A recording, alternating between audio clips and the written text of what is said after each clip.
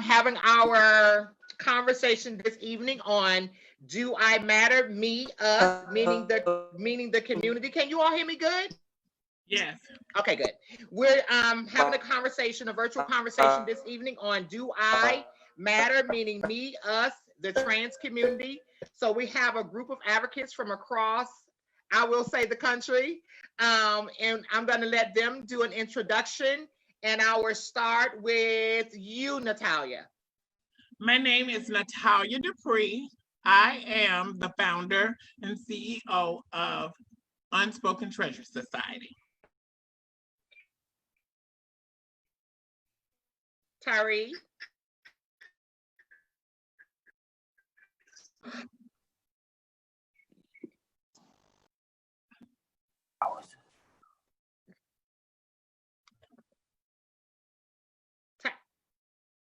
My bad. Yeah, go ahead. Hi, sorry, y'all. I'm Tyree Williams. I am the project coordinator for Community Education Group in Washington, D.C., as well as Flux Board Operations of Director of Operations for Flux DC, and as well as whatever my fellow community needs. Thank you for that. And you, Cha Cha. Hi. So I am currently named the anti-racism liaison for the One Orlando Alliance. I am also community lead for LGBTQ, Black LGBTQ with Let Your Voice Be Heard, and the founder of Beautiful Safe Beginnings. And I'm a mother in the community and all of that good stuff. Activist, advocate, all of that. All right, for the mothers. I love the mothers in our community. Yes. I'm one of those mothers. Yes, we have to give a shout out to the mothers in the community. Yes. Most definitely. Yes. So children, honey. Absolutely. And how are you, Angelica? I'm doing well. How are you doing? Good to see great. you. I am great. Would you like to introduce yourself and tell us a little bit about the work you The do ladies in the are in the community? building. Yeah. Yes, my name is Angelica Jones. Most people know me as Angelica Sanchez, but I am the board member of the Contigo Fund, which was started out of the Pulse tragedy. It was made to make sure that people in the LGBTQ plus community of color were represented in different organizations. So I'm a part of that as well as a part of Divas in Dialogue. Thank you. It's going to be a good conversation this evening. It's good to have you. How are you, Queen? Would you like to introduce yourself? Hello, everyone. I am Queen Hatcher-Johnson in Atlanta, Georgia. I am employed at Positive Impact Health Centers. I am a woman of trans experience, a married Black woman of trans experience. Would you like to introduce yourself? We have someone on the phone. I believe it's Toy. Yes, I'm here. Can you hear me? Yes, we could hear you. Could you introduce yourself? Well, my name is Toy. I'm of a trans experience. I am a hairstylist, and I just relocated from Michigan to Florida. All righty. It's good to have you. Is anyone else joining us? We have all our group here. We have everybody. Mulan's coming. Oh, okay, Yes, great. that's Toy. Okay, great. So I'm going to start off with a little bit of a conversation this evening. And the first question, you can dive in it. There's no particular order that we're going in, and we're going to move the conversation along. Sometimes I pivot, so I'm going to go with, you all are going to kind of like lead me, and then I'll know where to go in the conversation. Okay, so the first, are we doing a question and answer from the Facebook audience, or are we just going to do a general panel discussion? Natalia. Don't worry. So the first, don't worry about it. The first question is. So in the light of what's going on as it relates to Tony McDade, there's a lot of conversation that is happening within the Black LGBTQ community. So the first question I want to pose to our panelists: how do you feel about Black Lives Matter movement? Do you feel that the Black Lives Matter movement is representing and protecting us as a community? And we don't have to go into any particular order, but if anyone wants to answer that first, go ahead. How do you feel as it relates to the Black Lives Matter movement? Is it protecting us? Do you feel included in that movement? Or what do you think should happen in that movement?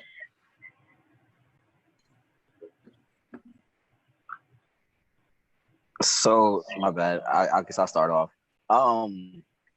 I think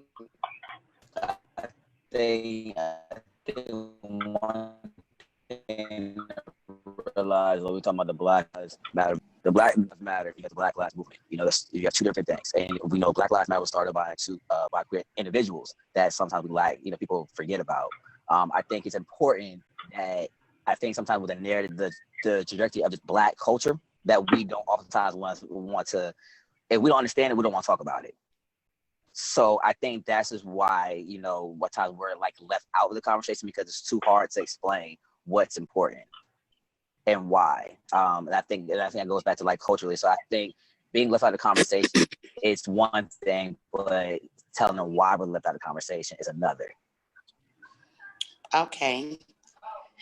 If I could chime in, just so I'm definitely present at the Black Lives Matter, the marches. And when we say Black Lives Matter, we have to be careful because right now, Black Lives Matter is just the wording everybody's using, right?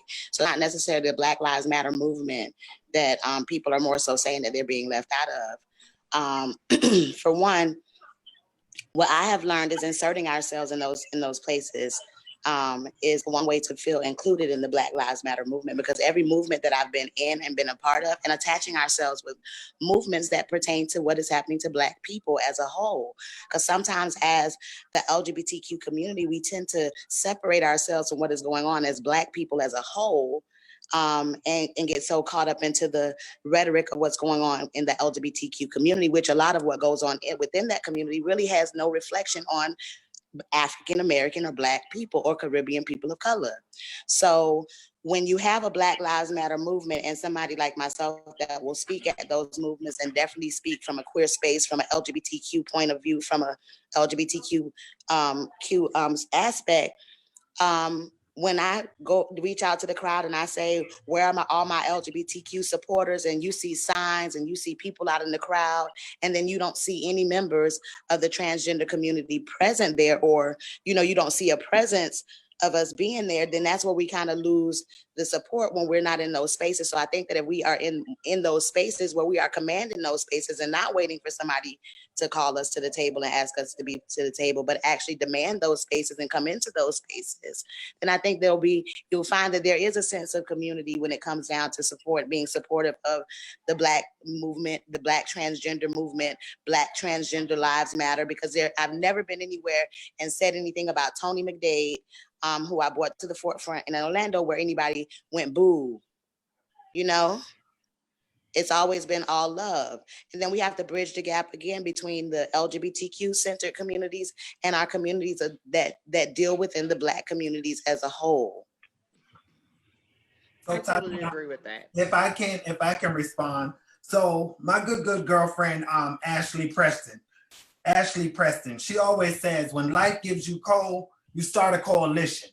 You understand me? So I'll say this. The only reason why you won't see me at any protest is because I fear for my safety.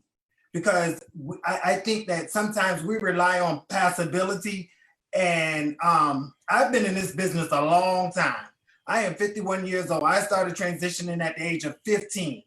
And I do know that the focus can be off of what the greater cause is and then turned on you. And then people trying to figure out if you're a male or female or what your gender is. And for my safety, I don't associate myself with protests, but I will associate and affiliate and inject myself into policies and procedures and laws that have more impact than me putting myself at risk. So when life gives you coal, start a coalition. And note that everybody has their own lane, and everybody doesn't need to be out in the street protesting, and everybody doesn't need to be in the spaces of talking to elected officials, may not have the language to even know what to ask them for. you know? So everybody has to know what they, and like you said, build a coalition. We have too many people above us and white people dictating which direction we should go in. And it's us that they're getting their funding from. It's us that they're collecting their funds from for our movements and our Black lives that are being lost, our Black transgender community that don't get any attention. And then now all of a sudden Black Lives Matter. And we should, you know, kind of, you know, think that that's a reality now when we know that hasn't been a reality. I guess, yeah, I'm gonna like end it with this. Just to piggyback what Queen said, safety definitely plays a factor, and it's like if you don't feel safe, then and I think what I feel like what I was trying to say, get the mess out is we show up, but are we gonna feel safe to be able to speak how we feel? So when we say left out is, you know what I'm saying, yes, we do want to come there, but like you said, if you say I'm trans, it's gonna turn back and say, well, you want a real man. Because I'm a Black cis man, I was born a man, so therefore you don't know what it is to be a man or whatever. Now suddenly I got turned to me, well, you trying to be out here. It can go so many ways. So it's like, where is the allyship, knowing that we come out there, we stand there and we say how we feel and say what our issues are being Black and trans, and knowing that we're the same equal as what your issues are being heterosexual and Black. Oh, I'm sorry, cis and Black. I just, you know, you need to be something like it's just, I just, you know, that's how I feel. Making sure, because when I go, if I'm going out there, my main thing is protect my trans sisters, because I know I can handle my own, but I want to make sure they're gonna be okay if they say something, and I shouldn't have to worry about that and we're at a Black Lives protest or at a Black Lives Matter event. Okay. Well, for me, at this moment in time, I don't feel safe due to the COVID-19 reasons to go out and protest. So that's been the issue for me. Can we mute some of the phones if we're not talking? Is it possible to mute our phones if we're not talking? Natalia, yeah, mute your phone.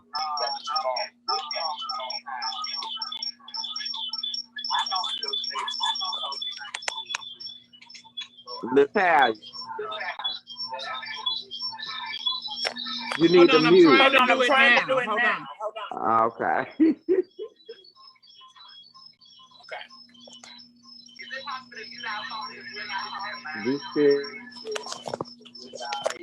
Mine is muted. So what's happening is somebody's live streaming while they're on this, and that's what. Okay, is that better? Exactly, and you get the delay when you do that. Okay, so as I was saying, for right now, for myself, I'm uncomfortable with going out and protesting. Yes, I did do a rally about 2 weeks ago with Cha Cha. Thank you for including me and having me to come out and speak. But I must say that I was somewhat nervous, you know, just because of what's going on with the COVID-19 and coronavirus at this time. But as I was saying, there is so many other ways that you can make your voice be heard.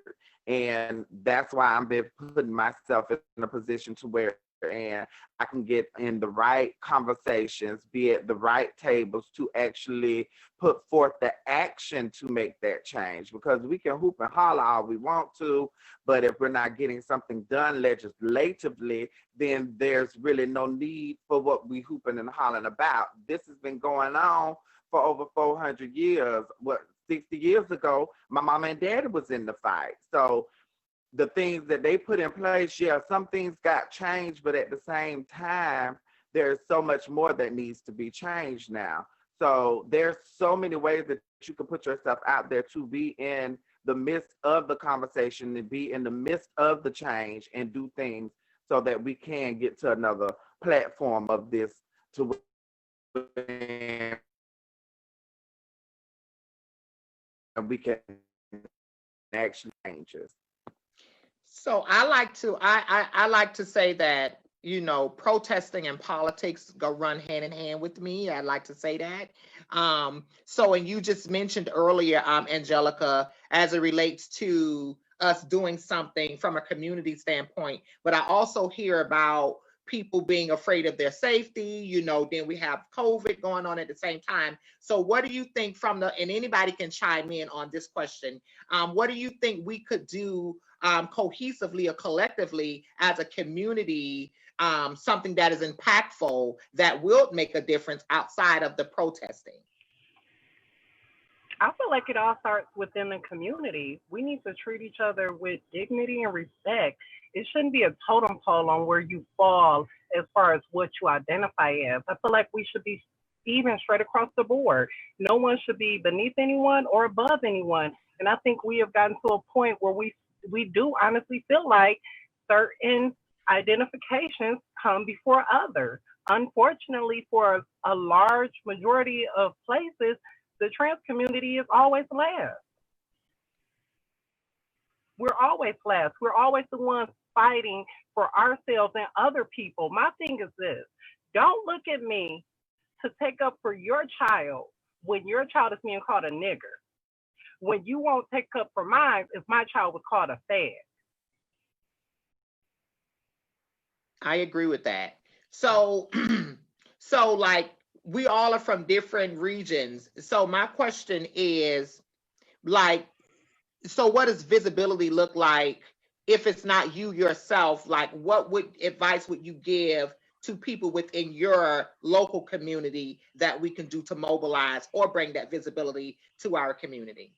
So, Tatiana, I would say that the TLGQIA community, we have to reflect and look at ourselves, at our own discrimination, at our own transphobia, at our own homophobia, at our own sexism. We have to deal with that collectively in the community before we can present ourselves authentic to others. We have yet to be accepted, as Toy said, we don't even accept each other. There is select unity in the community. If you go to any conference or any protest, the trans women are with the trans women, the gay men are with the gay men. Everybody is separate, and we're separate. Separate does not mean equal. That's what that to me it does. Totally agree. So I'm thinking that means we need to start some intersection work. It has to start with intersection. And for me, what I see in the community, I think we, as you mentioned earlier, Queen and Toy, I think we as a community have to figure out what moving in solidarity looks like. Because before we can expect the larger community to respect us and treat us as equal, we have to start within our own community. So I received that. And my thing is, in the conversation, what I'm hoping that we can get from out of this conversation is educating our viewers and people that are out there that support what we do, and our allies that are part of this work, what we can share with them so they can actually, you know, help us in this movement, because oftentimes they're in places, they're at tables that we are not at. So if we can give them a message of something that they can do to support us in this movement, especially when it comes to that intersectional work. I think that's very true. I think also that we got to get back to the realization that we are Black, and yeah, that we do have social issues within the Black community that have been already started from religion and things of that nature. But at the bottom line is that we are Black, and this is a movement for us and all of our rights. Do our voices need to be heard? Yes, they do. And we have to put ourselves in those positions to where they can be heard. And I do agree with Cha-Cha, but we see when these people are marching and stuff, I know for myself, when I'm on CNN or whatever news outlet that I'm looking at, I see the gay flag, I see the trans flag out there, I see us being represented and people marching for us. But there is something within the Black community to where we need to address the fact of all of us have one mission right now, and that's to make sure that all of our Black lives matter. So when we, go ahead. And I guess Ladies what we first. recognize is, what does that look like for us? And one starts with equity. It starts with being financially stable enough to be able to uplift our communities and educate them on the things that they need to be involved with that may not involve them being at a protest or coming outside during this climate. I think it's up to us as community leaders to put certain information out there to the other communities that we want them to know. A lot of times I go in rooms, you know how many rooms I went in and said, hey, it was, it were African Americans that were killed at polls. This is a picture of them. People didn't even know. People didn't know that African Americans or Blacks were affected in that at all. So sometimes it's up to us as community leaders to put those kind of things in that atmosphere so that it can create a conversation where people actually know what's going on within our communities. Because y'all realize we are very segregated within ourselves. The people in the community don't know what be going on in the gay communities. A lot of times we know about which transgender sisters are killed or murdered in the streets because we have a personal connection to them and we know them, and our own social medias is what gets that stuff out. I keep hearing something because this conversation is going, it's starting off one way, but it's a real deep conversation that we have to have because I keep hearing about us working together, that unity, moving with one common agenda. And from me looking at what's going on in the community, because we're out here protesting, we're asking for equality / equity. So what would you say if someone came to you, Cha-Cha, and this is posed to the larger panelists, if someone came to you and say, what can I do to support what you're doing, Cha-Cha, for your community to actually bridge that gap as it relates to, us working together? What advice would you give them? One, to show up in spaces when we have the opportunity to speak up for the needs of the entire community, because I don't just speak up for one letter of the community. I don't just speak up for one aspect of the community. I speak up for the community as a whole because we are oppressed, whether we're dealing with white LGBTQ folks or whether we're dealing with Black folks.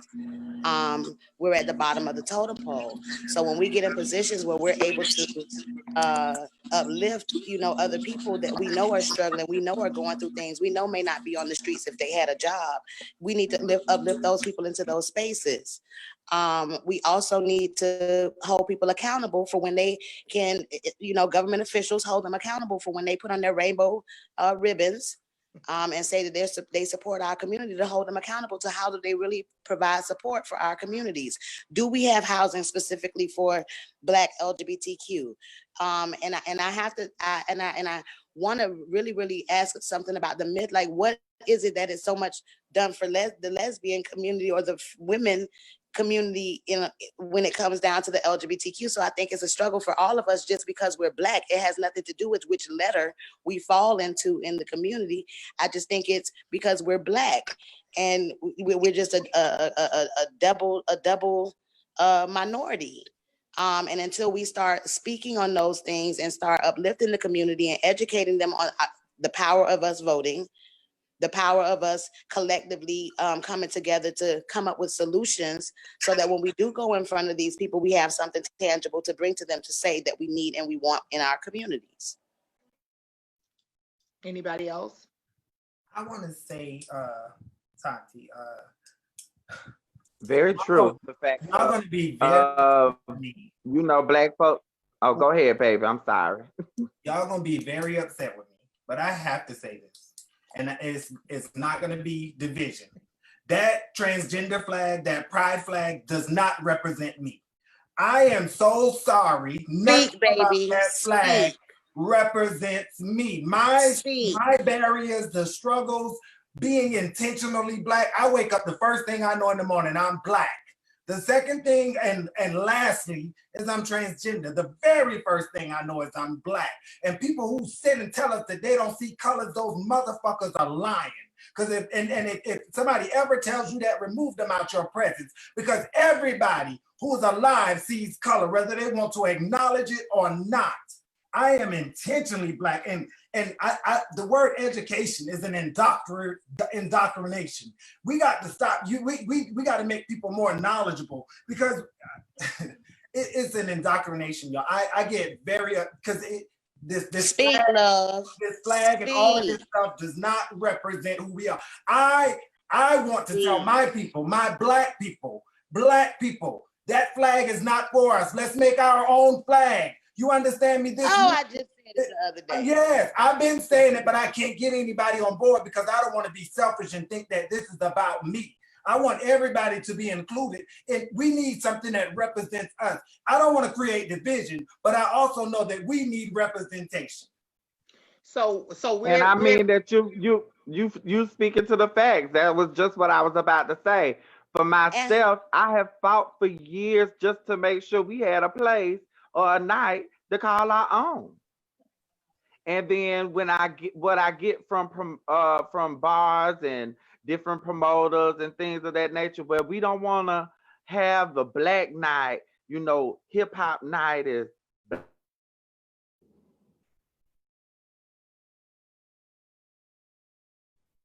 black night, and in this case, what I mean by we got to work out some things on our own first.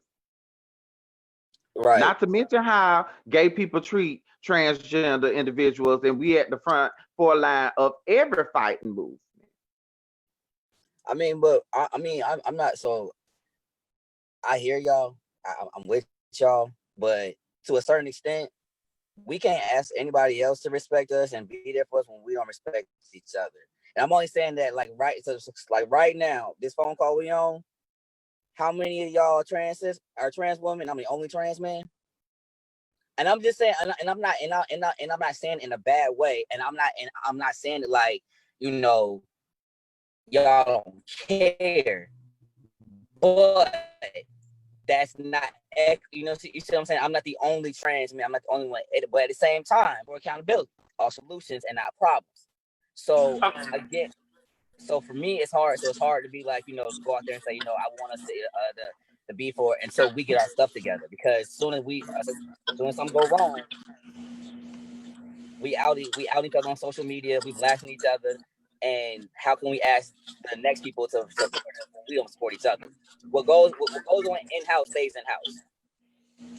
And if we got a problem with that, we got to start calling each other and talking about it. And also being able to be comfortable of having uncomfortable conversations. I'm for it. So, well, can I say something about that?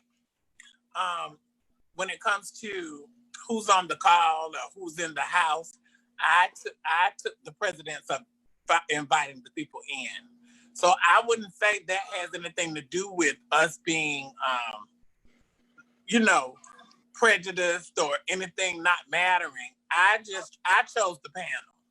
So that was my fault. So maybe in the future, I would do a little better on that. And I apologize, you guys, for earlier. You haven't heard from me because something is going on with my computer system. For some reason, the host is not able, y'all are not able to hear me when I'm speaking. So I had to get on my phone.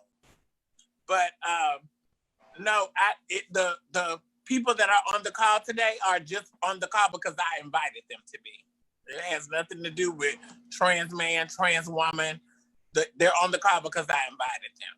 Oh no, I was just giving an example of like what I'm saying. Like this right here is a promise of what unity looks like and what it does. That's what I was saying. I wasn't trying to say. I was saying like this has we have everyone's voices in the conversation.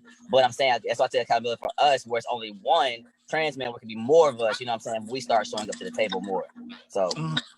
Yeah, I agree with you. I agree with you totally, Tyree. I agree, and I do feel that we could be more inclusive of bringing more trans men to the table. But a lot of times, from what I've experienced, sometimes, some trans men live in a stealth quarter, a kind of like lifestyle, and sometimes they don't want to be involved in some of this work, and they kind of like pick and choose of what they want to be involved in. Like, when we're doing these type of discussions and we're trying to bring that awareness. So I think some of that's working on both parts. And I do agree. And I do see that division within our community from our trans sisters and our trans brothers and our other siblings. I can see the divide even with some of our non-binary siblings feel like they don't even fit in either one of the roles, right? So in the division is there, and these are the conversations that we do have to have in order to bring this unity and bring us closer. You know, the fact of how you choose to live or how I choose to live, because I had to understand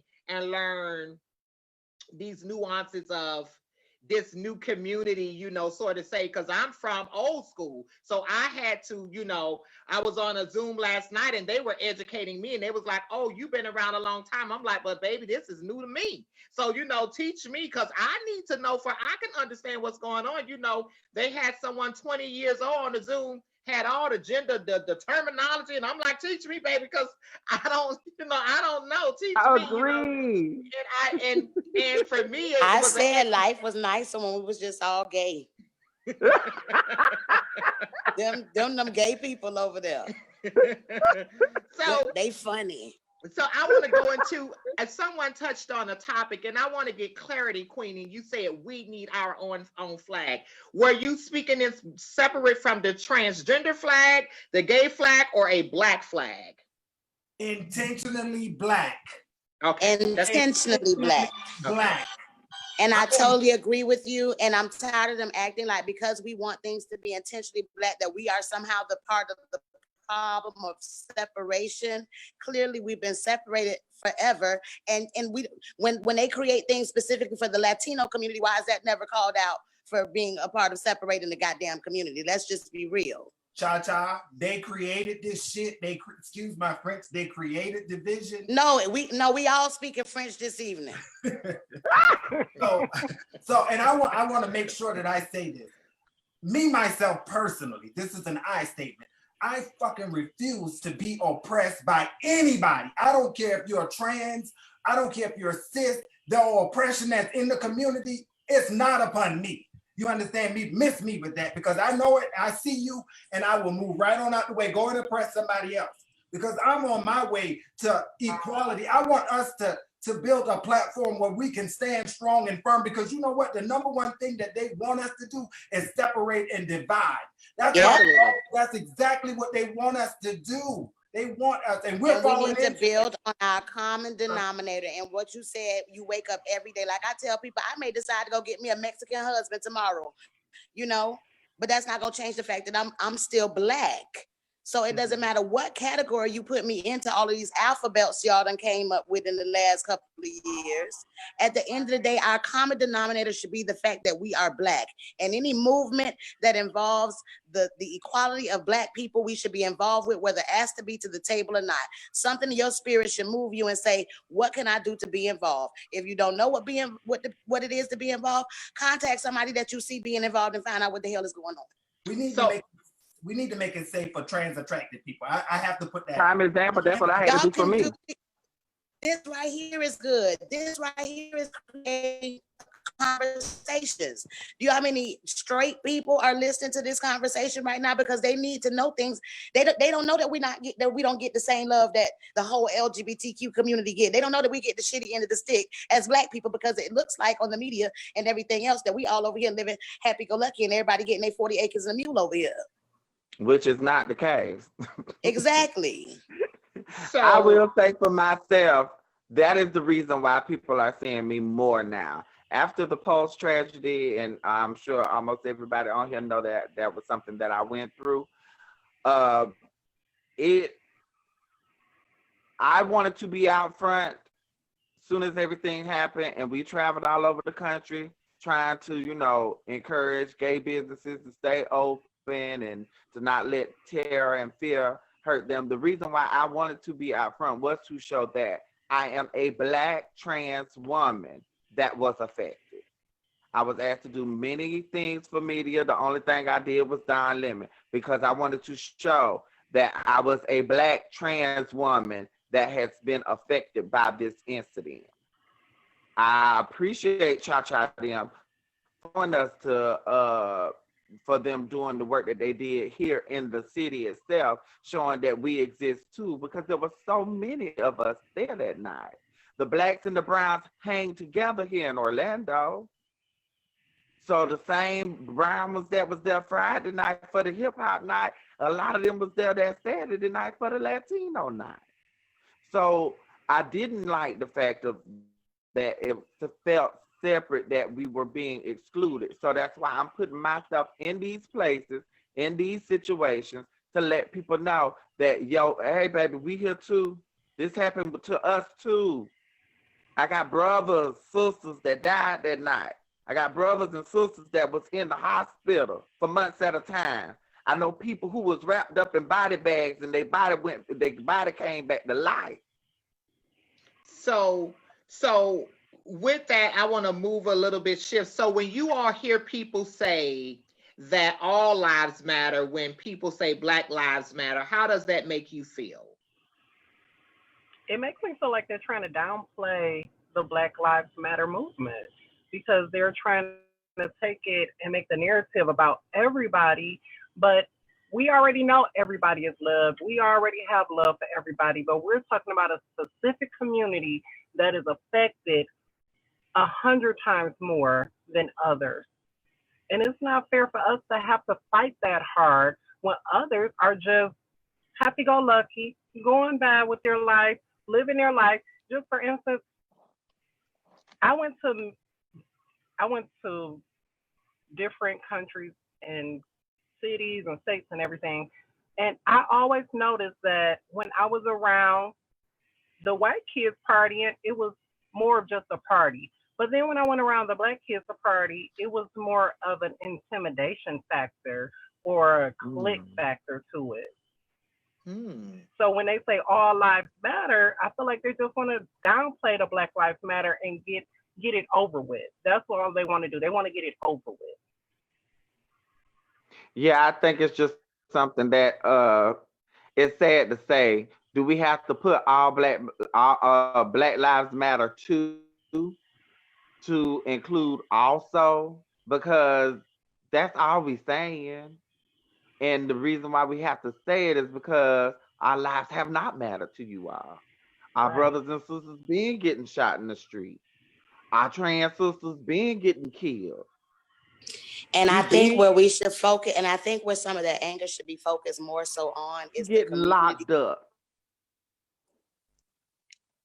Can you hear me? I'm sorry, you were still, it froze. Go ahead, Cha-Cha. Okay, I forgot what I was going to say, y'all. No problem. We'll get you. You'll circle back around too. We can move around. I have you mentioned something earlier, Cha-Cha, and I speak to it a lot oftentimes. You mentioned something about equity. So, and equality and equity is two different things, although they kind of like run somewhat. But let's speak about equity for our community. What does equity look like for our community? And if we had to speak to people that are watching this live this evening, what would be an example of equity for our community? Equity for our community will be transferring the funds from organizations that are allowed to put one of our Black faces in the forefront or put us on a pamphlet and say that they service our community, and give those incomes to that actual individual who probably very, very well have given the tools and the education and the support that they need to run their own organizations within their communities, if they have the financial stability to be able to do so. It's very simple. Move those dollars from where they are and put them into the Black communities if Black Lives Matter and if Black trans lives matter and Black lesbian lives matter and all these Black lives matter. Transfer that money into the communities and allow us to take care of our communities the way that we know how. Which is an initiative that we're on the verge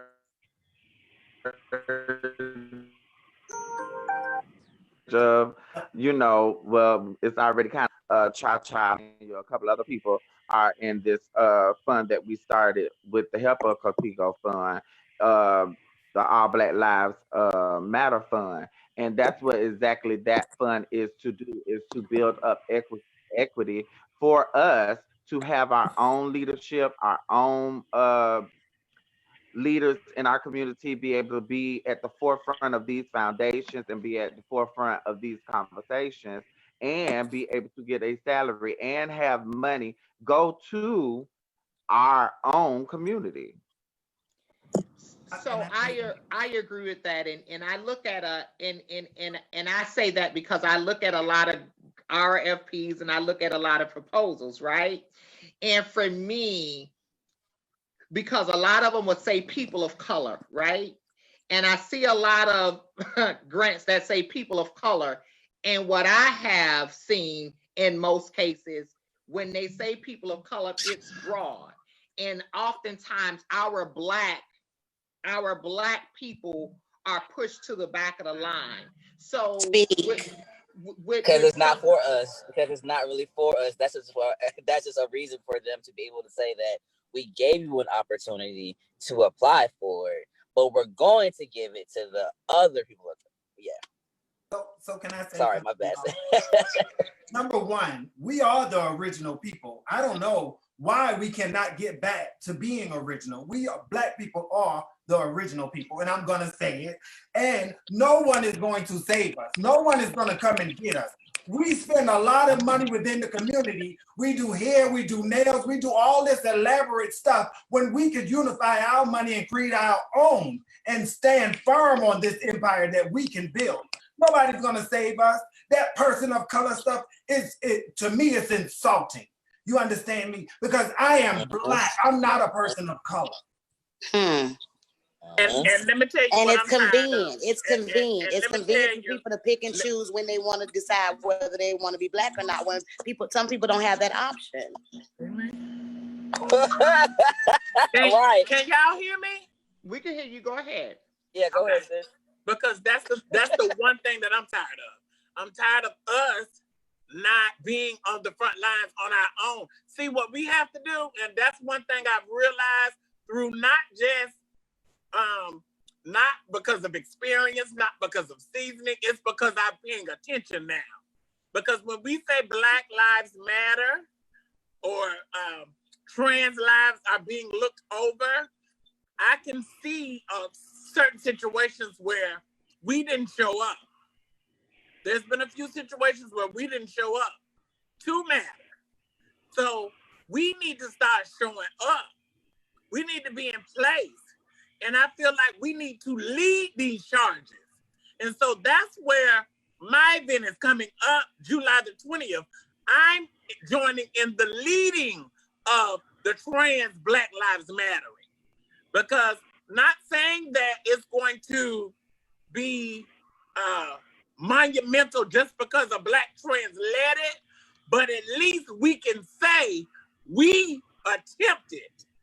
We can say, and then if the Black Lives Matter movement doesn't come behind that, then we know what's up and we know how to approach it after that. But just like your event is coming up, Tatiana, that's going to set the precedent. And when mine come up, we'll really see.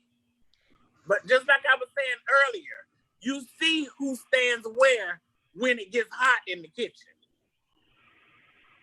So I want to go in that a little. I want to go in that just a little deeper. So for me, the event was important to me because I wanted to not only uplift the voices of Black trans folk, but specifically the LGBT community that I so often hear that we are left out of the conversations when it comes to our Black lives and Black bodies. But I want to start the conversation with those political organizations and the Black Lives Matter in itself for them to hear what we're trying to say, that we do not feel included in the process. Although they say queer women and queer folks were a part of the originating of the Black Lives Matter. However, just like Stonewall, we kind of got, pushed to the rear. So my thing is, for me, with the event is not just uplifting the life, and it's specifically the voices of our Black trans brothers in this instant, because a lot of times people don't associate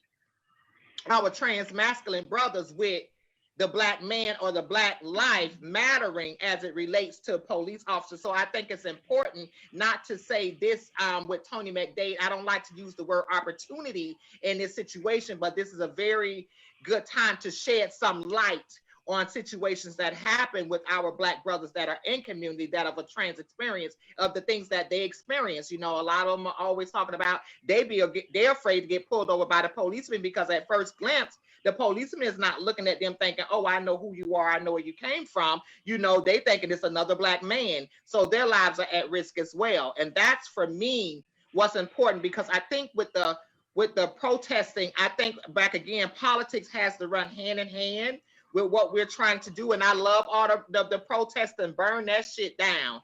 I'm all for burn it down, tear it down, do whatever, make their ass build it back up. I'm all for that.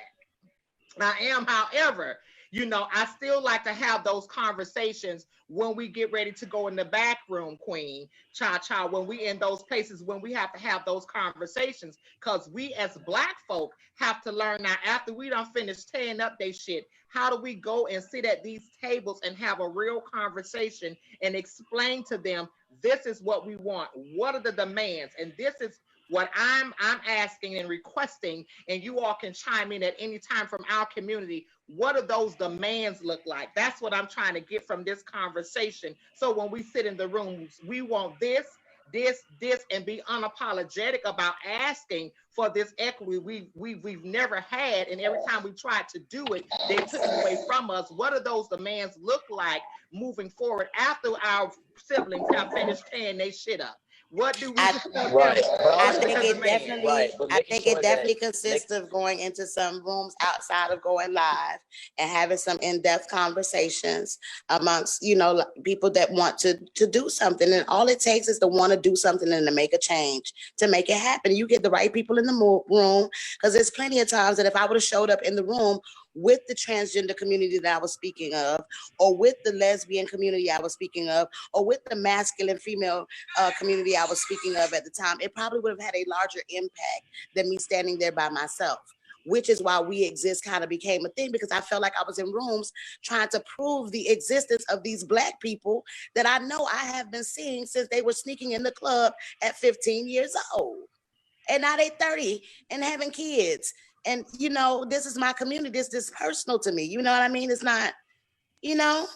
So, Cha, I would say, So true. those who want equity, I would also ask that you just give me my 40 acres and a mule. You can keep your, give me my reparations. Give me my reparations. I'll decide how equitable. Yes. Yes. Because some of us just want our reparations. I can deal with, if you give me my reparations, that's equitable for me. Let me do, I don't need no help. I don't need no direction. I don't need no guidance. I don't need nobody to tell me. I know exactly the needs of my community because I've been dealing with it. It's not just one letter. I promise you it's not. I deal with everybody. And it's not just Black people. You know? Tyree. My bad. But look, my bad. I'm just making sure I ain't said nobody else. I hear y'all, but I think that I just think a missing component would be is what does everyone do? I think in order to answer those questions, we have to also identify each. We all got money within our own selves within the Black community with resources, but what does each resource consist of? Are you a person that's on the boot? Are you a person that's on the ground? Are you a person with policy? Are you a person with legislation? Like, what does each person do? And I think that also for the fact that we all come together and have a conversation. Like, all these leaders that we have, not everyone's extroverts, not everyone's introverts. But with all these leaders come together, like you said, start a coalition and become the gatekeepers where the money comes from, then we've really done isolated it, because we got this conversation all day. And it's like, okay, Florida, we got pocket around Florida and maybe Georgia, but what about the rest of the country? We got to isolate this whole thing across the board. So from leaders from California, from leaders from New York, we have to be able to sit down and put egos to the side and really sit and say, what do we need? What is it? And how can we isolate this? Because one thing about it, two things for sure. The LGBTQ community is very well rounded. I'm sure it's a couple of people on this phone right now can call somebody in leadership in New York, contact somebody in leadership in Washington that's a part of the community. All it takes is for us to put it together. And I think people will come forth. And I think that's what needs to happen. I think building our own coalition would definitely be the start in the right direction of building that power and that equity and that equality that we want to see. Agreed. So you said coalition and Tyree and Cha-Cha, but Cha-Cha, you said something that also resonated with me. As visible as TIG is in the work that we do, a lot of times I'm in places where I want the community at, where I'm the only voice in the room. So a lot of times I'm sitting in front of these politicians and I'm sitting in front of legislators and I'm like, this is the time I really need y'all to show up. You know, not saying that the other times don't matter, but these are the times, because oftentimes we're telling them what a community needs and they're like, okay, we hear you. And sometimes, you know, they don't understand like what mobilizations look like, because a lot of times numbers mean dollars.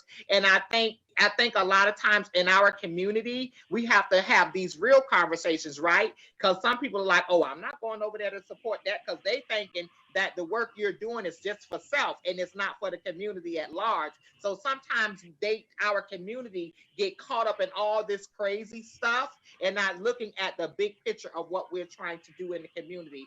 We spoke earlier about, you know, people separating and why people going this way. And I like to tell people that we don't need 105 organizations. We don't need 50 of them. And we keep creating one after another and another and another and another. I'm like, when do we start to build and support something that's already in place? That's what mobilization look like. We're not looking at their model. You don't see the Hispanics and the white folks keep getting the organization after organization after organization. They stay and support one another and make sure that thing is solid like a rock.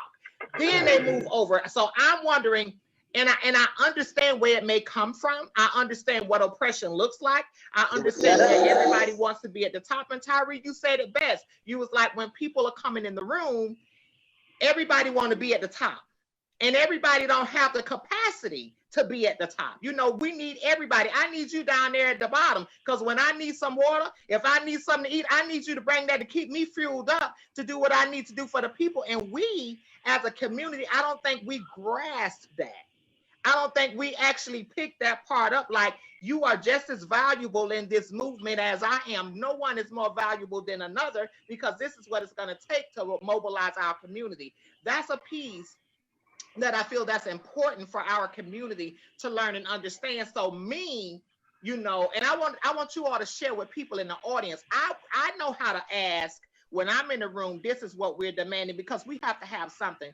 For so long, we got used to them giving us crumbs.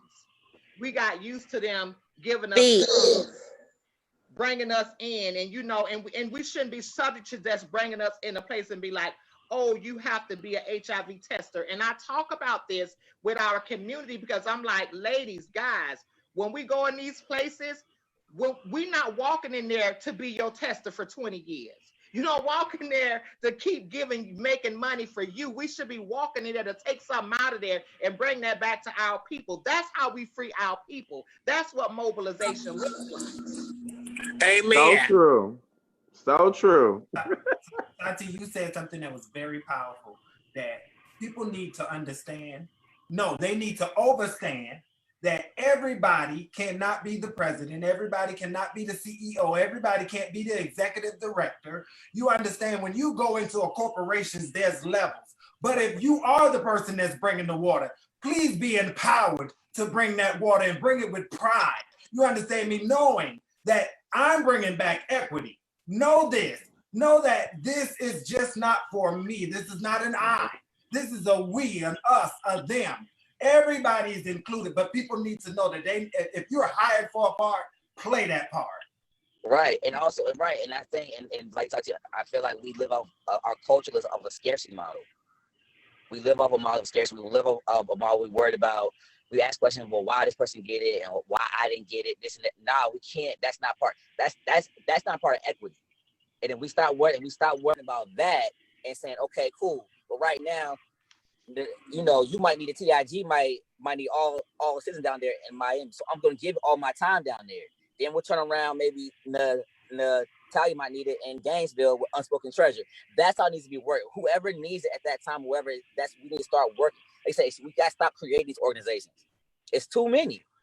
It's too many. Like the ones we got now, let's build them. We got Divas in Dialogue. Okay, what do y'all need to build Divas in Dialogue? You was gonna say something, Cha-Cha? Well, I was actually getting ready to say, a lot of the support that I provide to the community is done on the backhand, and I don't go public, and I don't have to go on Facebook and say, hey, I spoke to so and so to get so and so in such and such place. I don't have to do that. I know what I do, and I know, that a lot of times when I'm speaking about the things that are going on within our community, it has nothing to do with what they give me, because I've been doing for my community without anybody giving me shit for almost 20 years now. Ain't asked y'all for nothing, ain't asked y'all to do nothing for me. Okay? Out of your so own with that pocket being if you said, got to. right. So with that being said, it has never been me like speaking up on behalf of me getting something. It's always been me speaking up on the behalf of what I see, the people that I know in the community. Piggy, I've come to you several times. Hey, have they came to you yet about Watermark? Have they came to you yet about this? Has anybody came and talked to you about that? Because I'm steady putting y'all names in the forefront, because you are the people that should be leading these things. And if they're going to get money to do these things, that y'all are who should be in the forefront. And so when I don't see people that I know in the forefront, that I know have been in this fight, in this struggle, you've done community work, Piggy, a lot of y'all, have done community work that I see that wasn't in the forefront. This is 4 years later. So what you see and what I've seen progress from what it was is two totally different sites. You understand? So you have to respect what I've seen, and then I'm gonna respect where you're at in it, and let y'all move in the space that y'all in. It's never about what I can get out of it. Never has been, because I could have been cut a check with somebody to keep quiet about a lot of things that go on a long time ago. I like that. Natalia, can you check the comment sections and see if somebody got questions? I'm going to keep the conversation going. So let's talk about like that gatekeeping, right? And you said something, Tyree, that resonated. And as you all can see, although I'm moderating, I have just as much passion as you all, but I'm glad that I don't have to say the things, everything, because you all are saying it. So when I'm thinking about the community, and when we talk about Florida, New York, DC, and all of these places, and what gatekeeping look like, but because some things that I find to be, I don't want to say upsetting, that it's like when you have people, we're going to just use an example, from California want to tell you what needs to happen, say in South Florida, and wants to be able to move that work in South Florida or move that work in Gainesville, opposed to, well, let me give you this resource, Tyree, or give you this resource, Natalia, for you can do your own mobilization, and they want to gatekeep on how you're moving in the community. Those are things that I see that happens, and those are the conversations that we have to have, because if we're talking about mobilizing, not just in one place, but all over, we have to build leadership everywhere. And that's when we come together collectively. And some folks you only want to have, I only see sometimes, I could count maybe 10 people that I always see. As big as this country is, I'm like, so, we have community leaders always speak to their building leaders. They got all these cohorts of, I build leaders, I build this, and I do that. And the first thing I sit back, and I know where I'm coming from, Queen, baby, where is the product of your result, baby? You've been building leaders for 10 years. I need to see, can you give me some of these tangible leaders you done built? Because if these people you've been building for the last 10 years, we're going to be good. And I think these are the things, and I tell people, I'm not so upset about the girls and the guys and the people that are doing this. This goes back to the funders, because the funders have to at some point hold these people accountable. This is when we as a community have to speak up and speak out, and as comfortable as it may be, because even myself, I find myself, Queen, complicit. And a lot of stuff that I see, as you mentioned, Cha-Cha, keeping my mouth shut, know it's wrong, know it ain't right, but we like, I don't want to go against the grain. I'm trying to stand in solidarity with my siblings. I don't want to, shake no table. And how do we overcome from that? And I'm even asking for myself, how do we overcome from that? What are those conversations that need to happen with our siblings so they can understand that, sis, bro, you doing more harm than good? The number one, I would say the number one thing that we need to realize that when they created the table, they created a table large enough and plentiful enough for everybody to sit at that table and for everybody to eat at that table and eat equitably. The number one problem, because I've been doing this, I've become tokenized. I realize when I'm tokenized. I understand what I'm tokenized. You understand me? But I believe that when they tokenize me, this is why. Let me back up. I'm not invited into a lot of spaces because I'm brutally honest. I am. Thank you. Honest. You cannot buy my silence. You cannot buy my silence. But at the end of the day, when it's all said and done, I know what it is not to have. You understand me? But you can't buy my silence. What you can do is, I won't say it in your room, but I'll be on the outside. You understand me? Speaking my truth.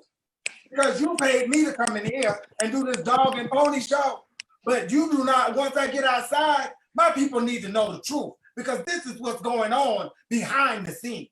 Exactly. I need somebody, because I know my place. I know every fight ain't my fight. So somebody else might need to take, I might be speaking to somebody who can pick it up and carry it and deliver it to my people and make good on it. Right. We have to realize, and then when people, and I'm gonna shut up after this. People be saying, No, don't shut up. People be saying stuff about what you're doing with your money and this organization and all of that. Let me tell you something. I support my sisters, my brothers, my gender non-conforming people, Black, 100%, because my grandmama told me a long time ago. She told me a lot of stuff that didn't make sense, but she told me, "Well, don't come out in the wash. It's gonna come out in the rinse." You better speak. It's got. If people are doing detriment, it's going to come out. You understand me? That's just like, I have to say this. A lot of my good girlfriends have been privileged to come to these conferences and be leaders, and they go to these conferences and they putting up these ads, but you go back to your community and criticize them about sex work. But when you're out of town, guess what you're doing? The same thing. How can you criticize somebody when you're doing it, when you're a part of it? That's a whole nother talk show. That's a whole nother. That's a whole nother one. Okay, excuse me, Tatiana. I can't get the messages because there's 196 comments. Yeah, because they texted me telling me some people got questions. That's why I asked. Right. I need somebody who's on the call that can go to their Facebook comments and look through them, because I had to get on my phone and get in the group because something is going on with my computer. That means we have a good old conversation. I'm not that talented. So somebody don't want us to get this through, but it's gonna come through one way or another. It's gonna get through. So they're trying to block the host. They're working on blocking the host, but see, they can't block y'all. Mm-hmm. Okay, so I have my pad here so that I can Look at the questions in the comments. What's going on at the same time. If y'all see me keep looking down, that's why I keep looking down. Okay. So go ahead and ask the questions, Pig. Okay, so let me see.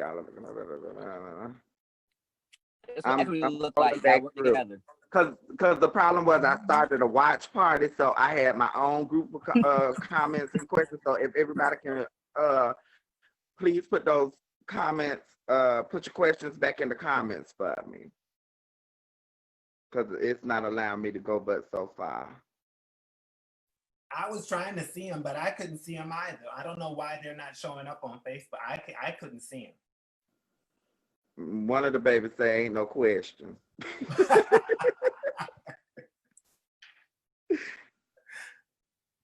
So Ty, I have to, you know what?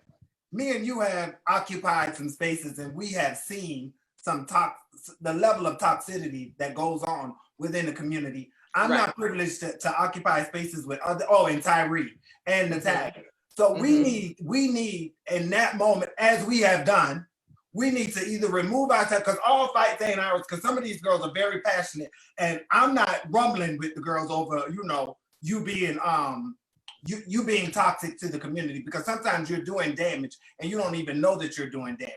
I'm about unity. I'm about having fun. Yes, we should have fun. We should laugh. We should joke. We should hug each other. You know what I'm saying? And at the end of the day, we should all stand united for the same cause. And as you said, we need to make sure that we create a plan and emphasize that across the board. This is our ask. This is what we're asking for. Okay. So in some of those, because and we know who the leaders may be, because what I do see that happens very well, as we spoke earlier about, our Latino counterparts, what I can say I see with them, if there is a lot of division there, when they hit the pavement, when they go into whatever that space is, that's one front. That's one thing. They're not gonna You don't know sit what's up. going on. They're not gonna sit up and tear they people down with each other like we would do with each other, right? I always support my sisters when they come to me, and this is what I say, and how can we help our sister? That's the question we need to be doing. Instead of tearing our sister or our brother down, what can we contribute to help them? That's what we need to do, because what I've seen with a lot of these other folk, they're going to help their people get to where they need to go. And I think we need to start, instead of criticizing each other, I think if we can start having those real conversations with one another and pulling our siblings to the side and say, I think if you do XYZ like this, this is what's happening. And I think we can do XYZ. And how can I support you in that? And we have to mean that. What does me supporting you look like? And I tell everybody when I'm in a room, and I hate when they put us in situations with these funders where we're fighting, for funding against each other, because my thing is, it's about, we need to figure out, how do we win? How do we get that equity back into our people? And oftentimes that's going to happen because some of our people are going to be sitting at those tables, and they're going to be able to make those decisions. And you want somebody to speak in the room and you be confident that I'm going to be all right. If my proposal ran in there and I know XYZ is in the room, I'm going to be all right. And we have to understand how to move with our differences. And that's where I am. And Right. It's a learning curve for me too. I'm not perfect, and these are the things that we have to understand. And we all come with our own biases. But what I do understand is that we have to be united. Whatever that looks like, we have to do that. We have to show solidarity, because if we want them to respect us, we have to show them that we respect each other. And that's where I come from. And that's where, I made a video and I mentioned something about somebody being, I'm gonna say, a house person now. When I thought about it, it really hurt someone. But when I was thinking at that time, that's all I could come up with. I was in that space. Would I say that again? Probably not. I learned from that. But at the same time, what I was trying to say to that individual, just because you in a space, just because you there, and you not moving, and we all trying to move as one, that don't mean you go with them because you feel like they're going to give you something that's not going to happen for all of us. And that's my thing, that we have to understand what that looks like for us as a community, whatever that, and it's a lot of layers to that. And when we have these opportunities, especially like with the march, we have to be supportive, and we have to do everything within our power to make that big and great, because that's the only way that we gain our equity. That's all we got. That's all we got. Okay. But Can I say my bad, Piggy. Just before you go to the question, I just gotta say one thing. I totally agree with what Tatiana said, and also too, just making sure that I think united front is not just one event. And it also shows it locally. Right now, we can't do local. It's got to be nationally. Mm-hmm. And I just feel like a lot, even with right now, like my trans sisters or whatnot, I know Black trans women being murdered left and right. One thing about it is that I don't see more. I want to see more of my brothers and non-binary siblings standing more in solidarity. I would like to see that more, because I feel as though it shouldn't just be. Yeah, that's it. And that's exactly what the question is, Tyree. Is that we do need to address the fact of trans men and trans women coming together and being on the same page. Once we address that, then we can get to where we need to be as a whole, because our issues are the same. But in our own, I was just telling somebody this the other day, in our own community, we tend to divide so much that we can't get one agenda done because we breaking everything down. And we also Let me. I we want gotta to Can I say point something. out? Can I point out something of the letters in the LGBTQ community? L, lesbian, right? Right. Lesbian. Needs to be addressed. G, listen, G. Who does that pertain to? Being gay? That pertains to men, or what that is? It's supposed to be really sexuality. technically. It's supposed to be gay men. Okay. Men who Okay. like So men. L, G, B. That's bisexual. But That men or women can fall in that category. T. That's the transgender community. And then Q, queer. Out of every one of those letters, who gets treated as a Black person any better than any one of those letters? Cha-Cha, you gotta have I. You gotta put intersex and queer. I say I Yeah. mean, we can add all the letters, y'all. We can add all the letters. I just don't even know what all of them mean. Okay, I'm right. gonna stick it to the ones I know. I is intersex. Q, I Yeah, heard about I think I you can heard look about her. Q is I question, want to. and A is ally. I thought Q was queer. Queer or questioning, queer or It's queer, questioning. but- Go either Okay. way. Okay. Teachable moment. Teachable moment. I Go want. ahead with I the- wanted to say something. Yeah, Tyree and myself have spoke on the addition of the trans man, like on the front line. Okay, me and Tyree, we are just like two peas in a pod. We get along wonderfully. All trans men aren't completely comfortable with trans women. However, being that we're trying to bridge that gap, they have to be just as open. Sometimes because I didn't even know what the stealth, the meaning of stealth was in the beginning. I didn't know what that meant when they say trans men are stealth. But I've learned the meaning, and I've learned that it's true with some. So don't think just because a trans woman or the community doesn't invite or comfortably go towards a trans man, it's always because of them trying not to include them. Because I definitely am open to any trans man. Y'all see, I changed the whole logo to my organization. Can I- add that. Can I ask y'all a question? Like, how many organizations have y'all heard say that they have a hard time finding Black people to put in position? So before we go, I'm not trying to. Go ahead, Ty. Cha-Cha. Yeah, I ain't It's not trying hard to for be them funny, to but y'all, find but Black. we can't talk about Black. We can't talk about Black. Half of us, Black trans on trans dating is real. So we got trans women dating trans men. We got trans men dating trans men. So I feel like that plays a big factor in the division right there. Is that some people don't know how to separate personal and business. What goes on first, and sometimes because you can't do that, you might be dating one of these leaders, and because you know what I'm saying, you don't like how she moving, now you don't went and you done dragged her, or vice versa, she done dragged that trans man, and now all of a sudden, well, I don't want to deal with him because she in this organization. Well, I don't want to deal with it. Should not be like that. When, like, y'all can separate. It's not gonna work. I think we have to move past the personal stuff. I think everybody that you work with ain't got to be somebody that you like. If we moving for the greater purpose, then let's work together. I don't give a shit if I don't invite you over for cocktails, or you don't invite me to your birthday party. But if we got things that we need to bring to the table for this movement, then let's do it. Cha-Cha, you But said you also, why do organizations cannot find Black people to put in?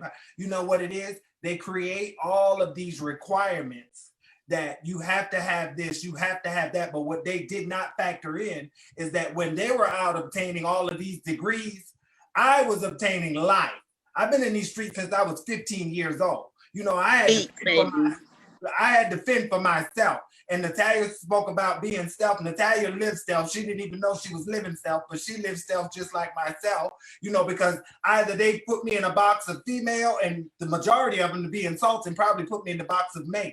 But what I'm saying is that they create all of these requirements. So that's why I tell you about this coalition, because we know our value. We know what we bring to the table. We know our capabilities. We know. And if we don't know, we can screen each other. And if somebody gets upset, so what? They're not for us. All skin folk ain't kinfolk. and all of them Speak don't about be it. at the same table because some of them are poisonous, and they'll take it back and they'll tell the people, you know, they secretly playing.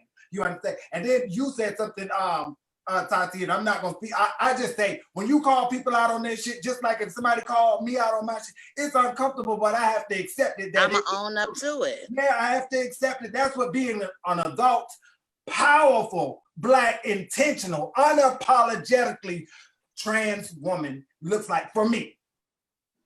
So I heard something, and I want to touch on the trans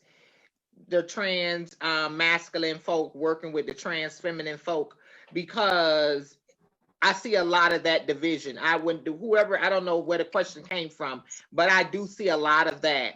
And for me, for my own education, I have my own thought process being in a relationship with someone for 3 years and talking to a lot of my other girlfriends that have dated men of trans experience. I have my own thoughts behind what I may think, but I just want to say, like, in that conversation, like, I'm just trying to see how can we explain to this audience, our viewers, like, what do we think that comes from, and how can we work on that? Like, and I understand, Cha when you was talking about all of the letters in the under the umbrella, and Black folk and all that, and I get that because I'm definitely pro-Black.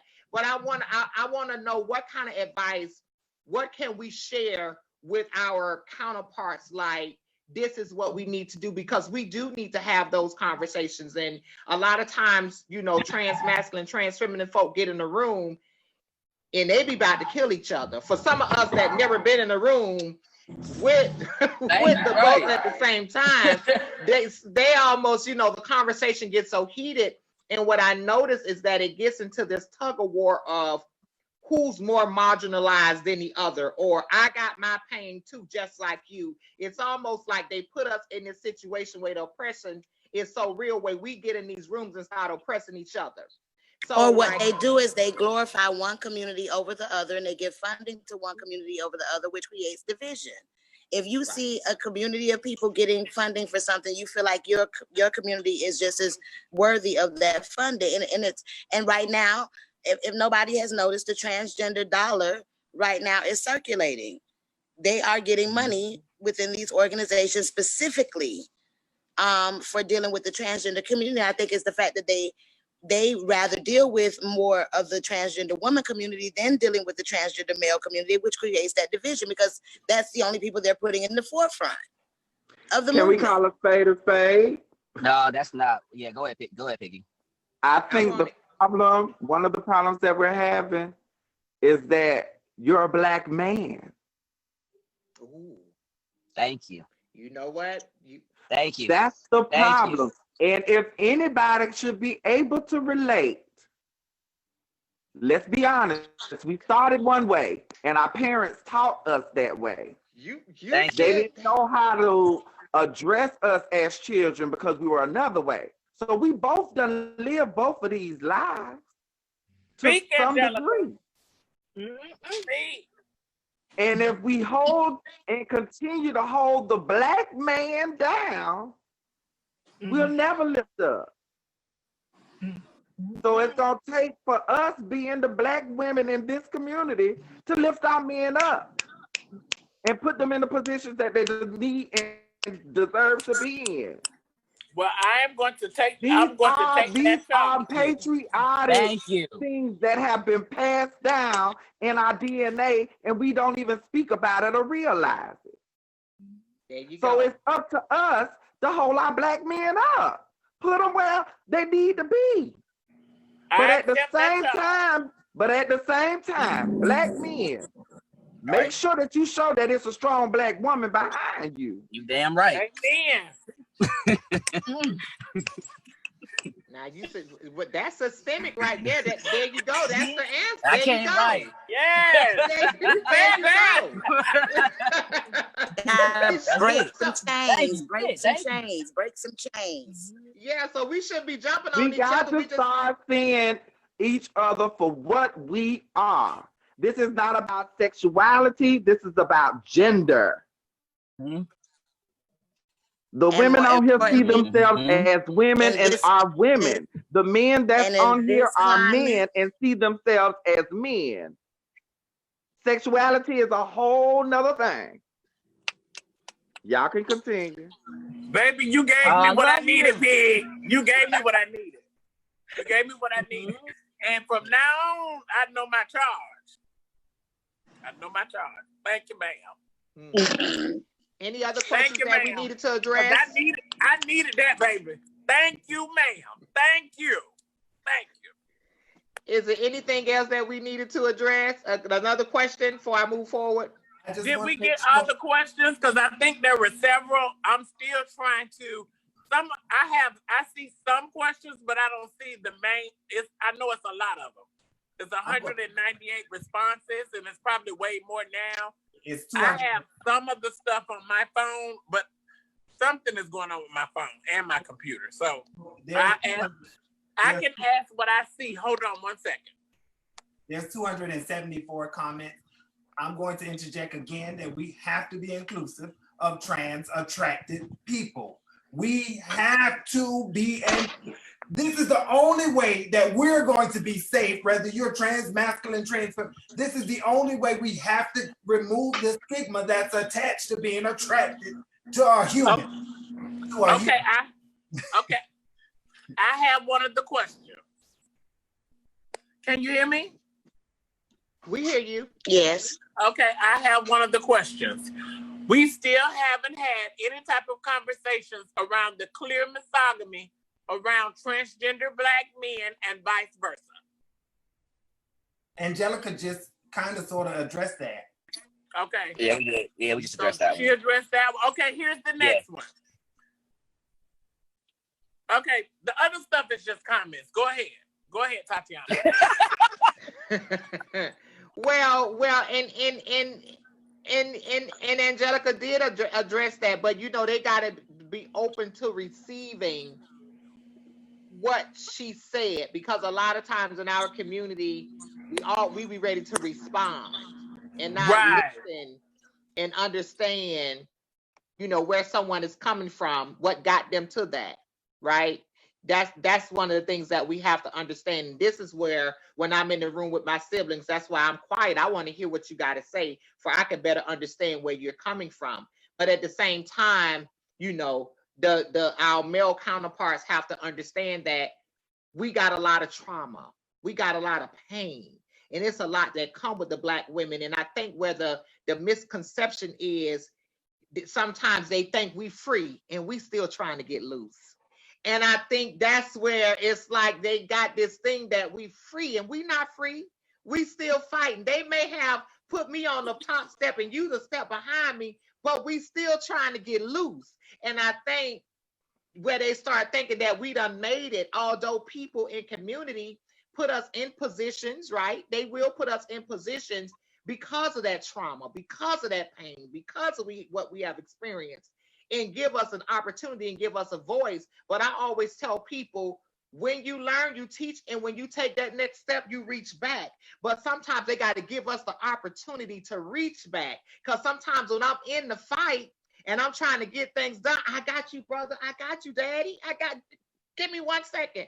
I'm coming to get you, but I'm still trying to get this right. And sometimes we don't want to stop half the fight. It's like, when I get there, I'm coming to get you. And I think we just need to be intentional about how we uplifting our Black men, as Piggy said. We just have to be intentional on what that looks like, and sometimes give that platform. I don't mind. I'm learning now, release that platform. Let them, if you want it, hey, go ahead and take it. And sometimes, you know, with our strong Black women, you know, that's where our control come from. It's like, yeah, daddy, you told them a little bit, but move aside, daddy, let me get this to them the right way, because they ain't getting it. And sometimes that happened with us. And, you know, it's just, and I don't think it's a bad thing. It's just understanding each other. I think that's where it comes to, learning and understanding each other. I think once we get there, we'll be good. I really, really do. So Todd, you know, you said something about the chain. Some of them think that we're free. If you think back to slavery, we were all chained together, but they also made sure intentionally they put the strongest, the most built, and the most powerful Black person in the front of the line.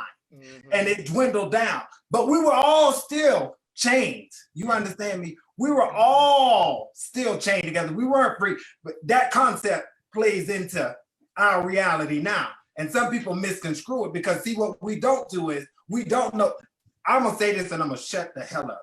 We as Black folks, we do not know our history. We do not know where we come from. We do not know the reality of being chained. We do not acknowledge that a lot of this stuff comes from generational. Some of it is traditional, and some of it is just your own shit. And you got to be able to acknowledge those three things. And then you got to be able to do something about each one of them. You have to. Right. That's how you become successful. That's why I stand authentically. That's why I stand unapologetically. That's why I do not care if none of my sisters come back and get me, because bitch, I'm coming. You understand me? I will be there. They ain't gotta come get you. You coming. Yes. Without a ticket, nobody needs to book me. I don't need nobody to save me. I'm gonna save myself. That's what I say. So before I go into the last question, because I want everybody to kind of like share, there's any other questions that the audience have? I mean, the viewers. Deidre mentioned something about when it comes to trans versus gay men. Do y'all want to hit on that? Because I would love to. You can take it away. You could take it away. I mean, it's an open conversation, and you know, we trying to center our Black voices, and that's inclusive of that, because we deal with a lot of Black gay men, and I probably understand where she's. And Deidre from Atlanta. Yes, Deidre Black. Probably experienced that a lot there. Go ahead, take it away. From my experience, and from you can relate, I'm sure, Todd, because Todd, Natalia, we all probably can relate to this. We came out around the same time. There was a Black family, a Black gay family that we all had. The trans women were the mothers, the sisters, the aunt, and all of that. And in that family, it seemed as though we had a good understanding of each other. We helped our Black gay men become to finish things, stay out of trouble, but so they can get somewhere for themselves and build them up. But it's been this division here lately between gay men, gay Black men, and Black trans women. Almost forgetting about your mother, forgetting about your sister, forgetting about your I want to dive deeper into that, because I it seems like it's a loose end. Queen, you had some, because you look like you was finna say something. Because I'm gonna let you attack it. I just want to say this: that all of these. So I know that there is a level in this community. I'm not sisters with everybody. Some of these people are my nieces. Some of them are my nephews. We're not sisters because we're not on the same age level. So until we address that, there's levels to this. I'm 51. I'll be damned if I'm a sister to somebody that's 25 or 20. I'm not. Our mind pattern is not the same. Whether you gay, straight, I've been through some stuff, and I'm trying to stop you from going through some stuff. You gotta be willing to listen. You gotta be willing to listen. Go ahead, Todd. I'm done.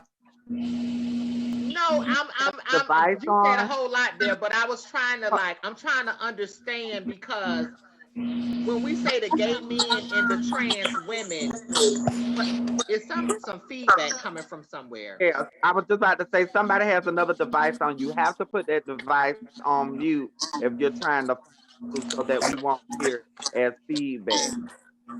Is that you, Natalia? I don't think. Hold on, let me see. Oh, I'm sorry. Not this device. You don't have to go on mute on this device. It seems like it's better. It's better. That's all that matters. What I'm trying to find out, Angelica, is like, because I think I understand where it's coming from, and especially if we're talking about in Atlanta. And for me, no shade, I don't hang around a whole bunch of gay boys, and they already know they uplift me when I come around. So I'm not looking at no gay boy. And why you looking up at me like me and you a man, stay in a man place. Why is you, and even the gay boys that I'm around, they understand, you know, when I'm around, I'm the lady in the room. So for me, I understand where we're going with this, but when I'm around the men, they make sure that they handle it and treat me like a woman, and they are a gentleman.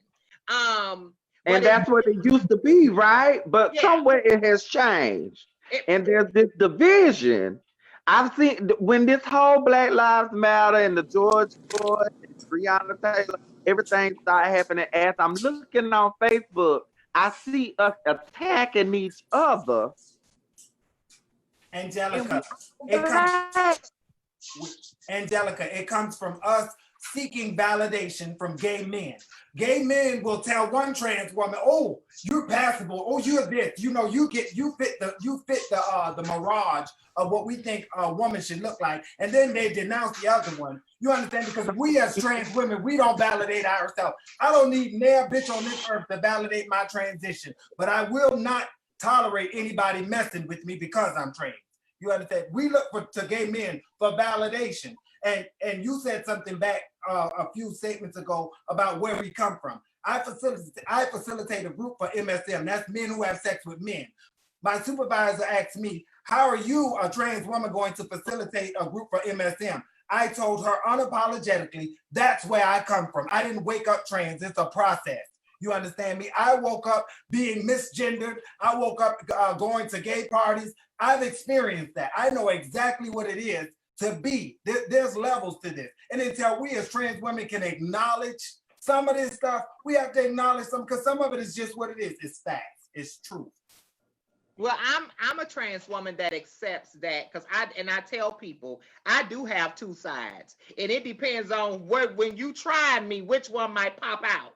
And if you too aggressive with me, the other side might pop out. So I acknowledge that about myself, right? Some women want, "Oh, I'm just a woman all day," and I applaud the ones that are. But I do have two sides, and whichever side you push, that's the side that's gonna pop out. If you treating her like a lady, she gonna be a lady. If you get too aggressive, the other side gonna pop out too. So I get it, and I think with what some of our siblings have to understand is that trans women, we come with a lot, and again, us just trying to navigate in community, the stuff that we have to deal with, trying to make it from one place to another, worrying about our safety. It's a lot of things that they don't have to worry about when it comes to, especially a Black trans woman trying to navigate out here in these streets, and especially a Black trans woman, they may not live in a privileged area. You know, her life is always at risk. So when they come in and when a Black trans woman may make a comment about something and they want to tell her how to feel or how she should react to something,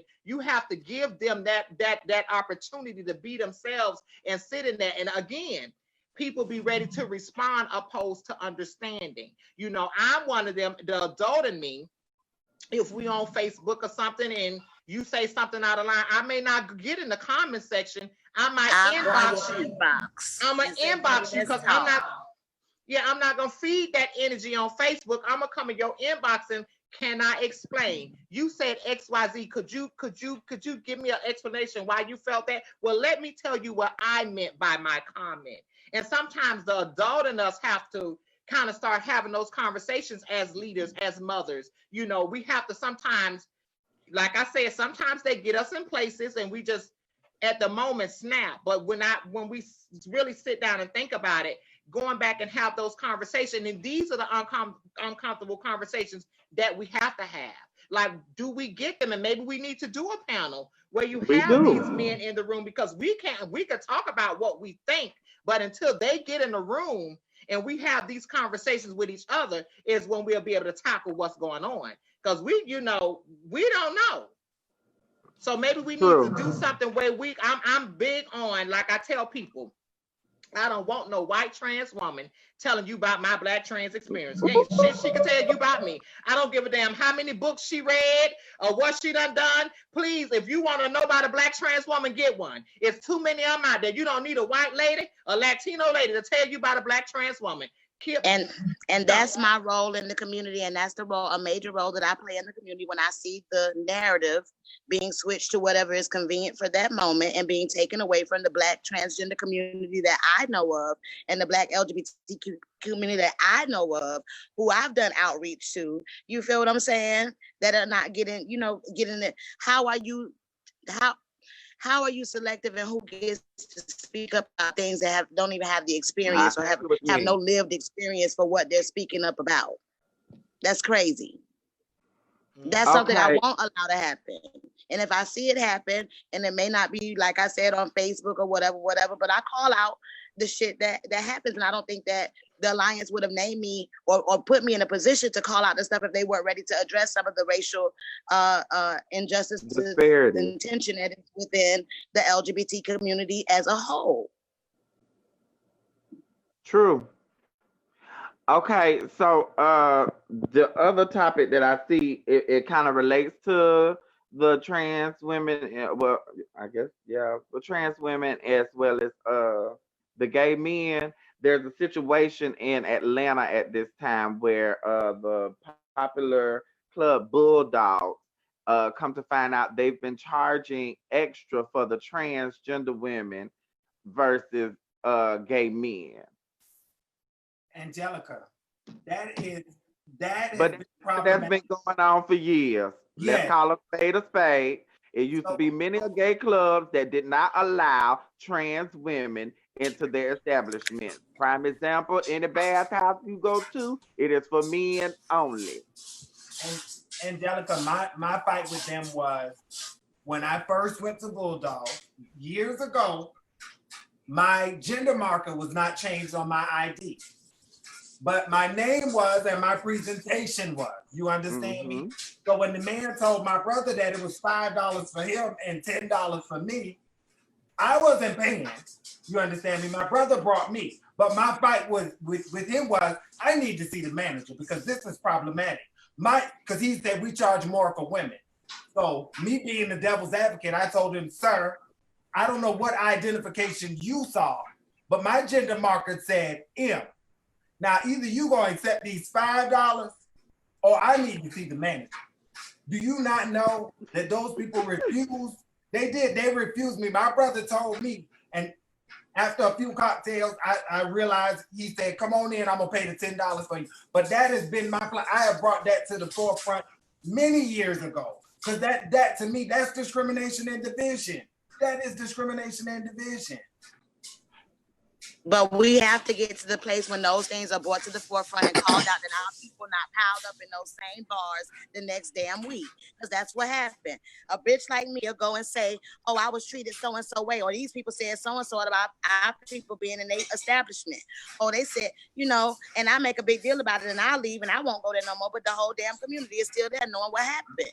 And that's our problem. I feel you, Cha-Cha, and I know exactly what you're talking about. A lot of times it's about popularity. Yes. And we all been guilty of it. We all have been guilty of it. In order to bridge the gap, we also have to be the gap. But I think that's it together. And let's not make no mistake about it. And I want to, and this is a real point here. And don't make no mistake about it because I worked at the bars for several years. Don't let them tell y'all that we don't make no money in the club. Because we do. Hours that we do get that late, we make the most money because guess what? We buy Patron, drink the top shelf. Ciroc. Those are the type of the drinks that we're drinking. So we buy top shelf liquor while we in the club. Baby, let me tell you something. We are the top producers in their market. You better say it. The only bar owner that I know, Natalia Mute, the only bar owner that I know that actually addressed this was Barbara. And that's why she allowed us to have that Friday night at Pulse for so many years. She say, people talk a lot of trash, but they come in 2 hours and I'm able to pay out my employees for the whole week. But let me say this, when I first started working at that establishment, and I love Barbara, great, wonderful woman, glad for the things that she does. But when I first came to that establishment, I was asked to promote that club with a white boy on the flyer. And when I asked, could I put somebody on the flyer more relatable to what kind of party y'all want me to promote, which was a hip hop party, but it had a white boy on the flyer, and I didn't think that I could promote that. I was told that I couldn't put a Black person on the flyer. So again, it's the depths of the things that, oh yeah, I can't make this shit up, and I'm never gonna lie Oh, about it. I know which one you're talking about. I just thought about it. It's a So- different kind of white boy, right? You know, Yeah. and this has happened throughout all of the establishment where there are these, you know, these specific things that only happen to the black kids. There are many fights that we have to fight. There are many think- fights that we have to fight that other communities don't have to fight. Ownership of our own clubs. We need to have our own clubs. Ain't no Black-owned clubs. Where they at? Right. And Yeah. I think when I want to go back to Bulldog. So what does that look like if the gay men that we were talking about, if they are supportive of this happening to their trans siblings, this is where you protest again in front of that club and bring awareness to that and let their constituents know this is an issue. Because what that means is Bulldogs is not evolving as a company, as a business, because the business model should tell them we probably was moving like that 10 years ago, Queen, but it's a different day and time, and you have to evolve with the time. Where the community, God knows, and I'll say it here, there's a whole lot I don't agree with that's going on in the community, but what I do know is that we have to evolve as a people, and it is what it is, and that's what they got to understand, that they just have to evolve. Tati, so this is a discussion for a whole nother panel, but I'm gonna say this. We are worried about the bars, but we as Black people, we go out and eat at all of these restaurants that fund hate, that fund discrimination. Queen Hatcher Johnson, I am not a partaker of fast food because I don't know where the hell the money's going at. I'm not that interested. I can cook my food, and some of the supermarkets too are guilty. So I go to the farmer's market. So if we want to talk about discrimination and funds and stuff, now the bars are good. I don't do bars, but fast food, we eat at Wendy's. Do you not know that these people have funded Trump's campaign? But we as Black people, 2 for 4, or whatever, the 4 for 4, whatever it is, whatever. It ain't real meat. It ain't real meat. They can afford to sell it. So before we're gonna wrap it up. But thank you. We're gonna wrap it up. But I need some closing remarks, and I need some what are our expectations from our allies? Give us some closing remarks, please. Let me say a little bit. Please. I haven't been able to say a lot through this whole thing because something is going on with my phone. Okay. Something is going on with my phone. Something is going on with my computer. But I think it's because they do something to your computer when you're going to have a live and they know what it's about. And I did this earlier today. So all I want to say is I'm here. I'm welcoming everybody in. Unspoken Treasure Society welcomes everybody. I want us to be on one accord. If we want to build a coalition, let's build it. Let's put it together. But I'm tired of talking about it. Let's do something about it. It should be no more talking. Because we've been talking about a coalition. Let's do it. I'm ready to move now. I don't want to talk about it any longer. I don't want to have another forum where we're talking about putting together a forum for us. If we want to put together a forum, let's put it together now. Period. I love y'all ladies and I love my gentlemen, and we'll talk later. But if you want a forum together, let's put it together now. We letting everybody end up and say what they, and they close out. Natalia, I think we get it that you're having difficulties with technical issues. But my closing remark is that I am Queen Hatcher Johnson.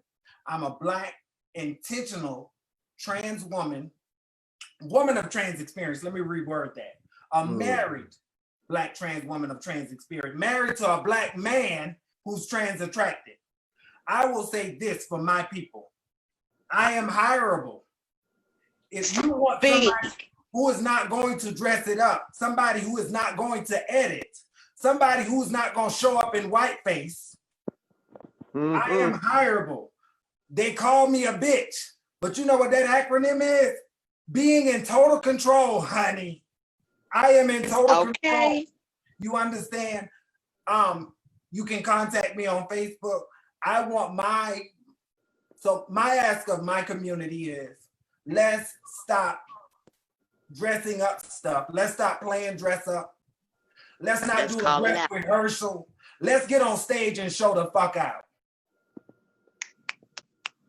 I don't even want to say nothing after that. Okay.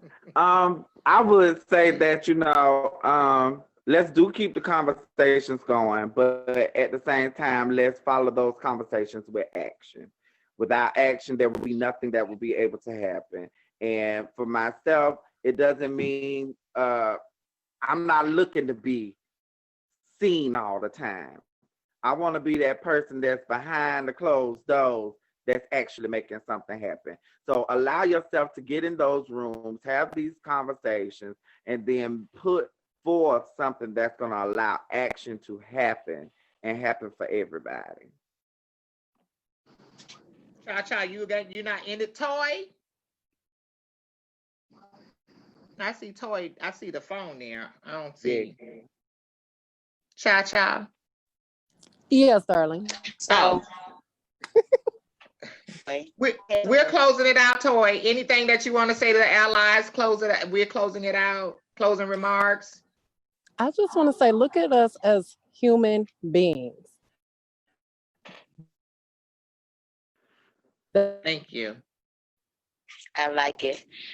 So in closing, I just want to say, keep the conversations going. Conversation action. And I'm muted.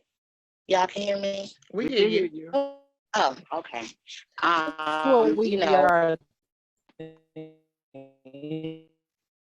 Continue with action. And remember that we are Black before anything. And right now there is all of us are human. We all have fears. We all have the things.